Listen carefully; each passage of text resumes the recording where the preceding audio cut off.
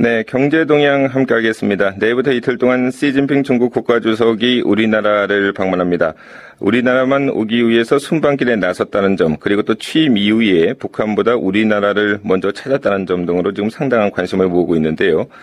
특히 경제 측면에서는 250여 명의 경제 사절단과 함께 온다고 하니까 상당한 기대감이 있는 게 사실입니다. 경제적인 측면에서 본 시진핑 주석의 내안에 대해서 한번 살펴보겠습니다. 내일신문의 박준규 기자 연결합니다. 네, 박준규 기자 나와 계십니까? 네, 안녕하세요. 네, 안녕하십니까. 지금 한중 FTA 협상이 속도를 낼 것이다 이런 전망이 좀 많죠? 예, 그렇습니다. 예, 윤상직 산업부 장관이 시 주석 방안은 한중 FTA 협상에서 가장 중요한 모멘텀이 될 것이다 이렇게 말을 했습니다. 네. 현재 교착 상태에 있는 2단계 협상의 진전이 이 양국 정상에 의해서 어느 정도 이루어질 것으로 보는 시각이 많은 거고요. 네. 양국 정상은 이미 지난 3월에 헤이그 핵 안보 정상회의에서 연내 타결에 대한 의지를 확인한 바가 있습니다. 네.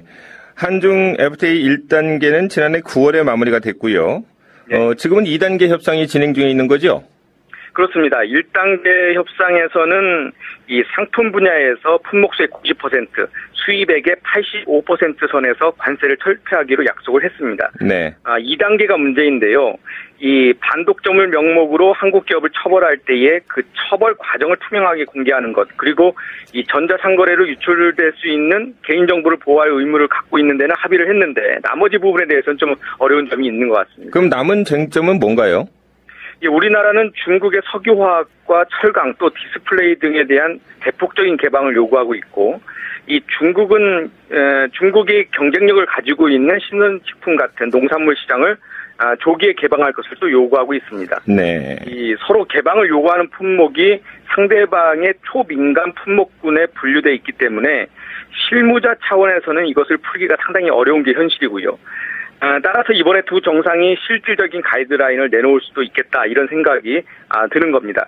그렇지만 지금도 우리나라에서는 쌀 시장 개방을 놓고 상당히 논란이 심하고 있는 상황에서 네. 이 중국의 농산물 시장을 또 개방한다 이런 얘기가 나오면 이 상당한 반발이 예상되기 때문에 양 정상이 어느 정도 수준에서 합의점이 나올지가 이 관건이라고 할 수 있습니다. 네, 지금 중국의 위안화 국제화 문제도 이번 양국 정상 간 논의에서 좀 진척이 있을 것으로 일단 예상이 되고 있는데, 우선 그 위안화 거래소가 만들어진다는 얘기가 있는데요.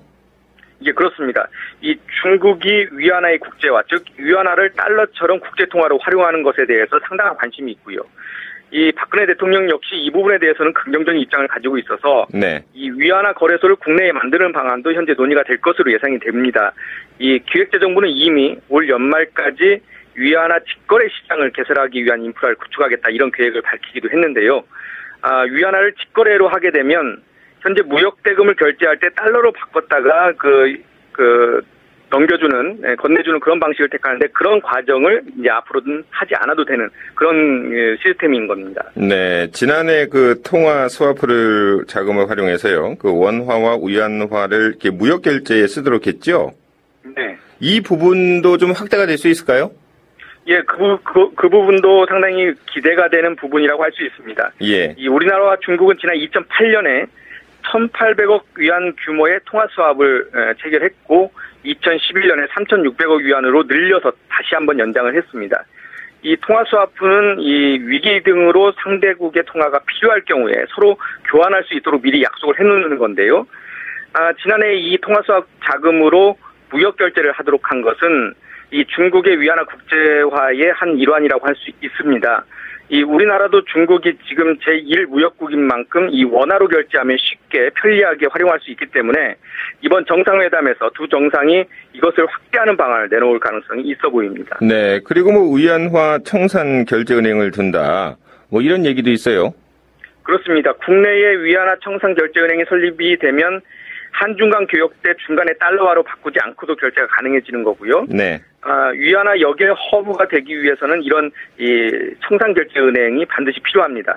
이 중국은 현재 이 홍콩과 싱가포르 그리고 타이베이에 이어서 지난 3월에는 런던, 지난달에는 독일에 이 청산결제은행을 두기로 합의를 했습니다. 네. 시 주석 방문 이후에 우리나라에도 이 위안화 청산결제은행이 선정될 가능성이 상당히 높은 것으로 이 전문가들은 보고 있습니다. 네, 이번에 시진핑 중국 국가주석 방한할 때 250여 명의 대규모 기업인들이 함께 오지 않습니까? 일정을 보니까 방한 이튿날인 4일에 그 신라 호텔에서 한중 비즈니스 포럼이 열리는데요. 예, 이 자리에서는 이 시진핑 주석도 같이 참여하고 또 연설도 계획이 돼 있습니다. 예.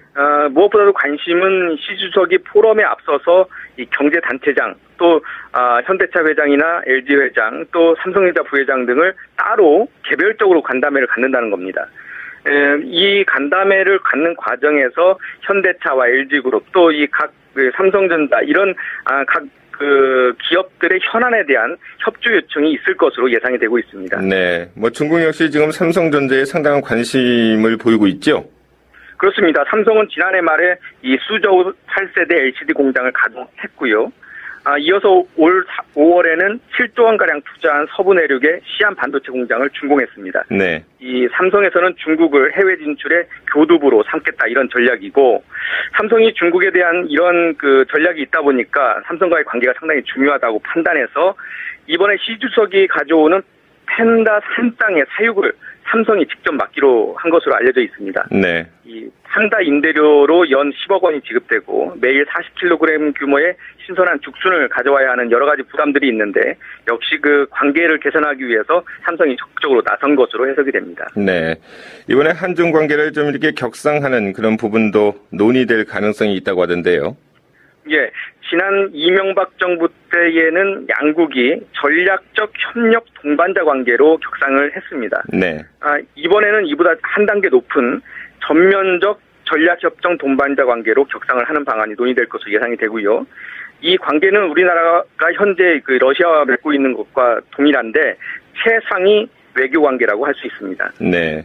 지금 중국이 주도하는 경제 제세에 우리나라의 어떤 편입을 좀 요구할 수도 있는데, 이 부분에 대해서 박근혜 대통령으로서는 좀 곤란한 부분도 있죠? 그렇습니다. 사실 우리나라는 미국 주도의 환태평양 경제 동반자 협정 TPP에 상당한 관심이 많고, 네. 반대로 중국은 아세안 주도의 포괄적 경제 동반자 협정인 RCEF에 더 공을 들이고 있습니다. 네.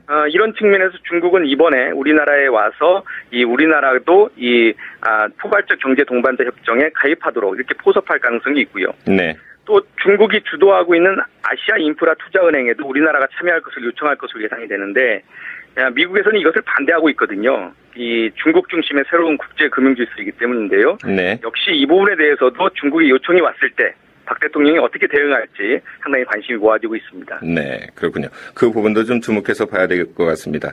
네, 오늘 여기까지 말씀을 듣겠습니다. 네, 감사합니다. 네, 감사합니다. 지금까지 경제동향 내일신문 박준규 기자와 함께했습니다.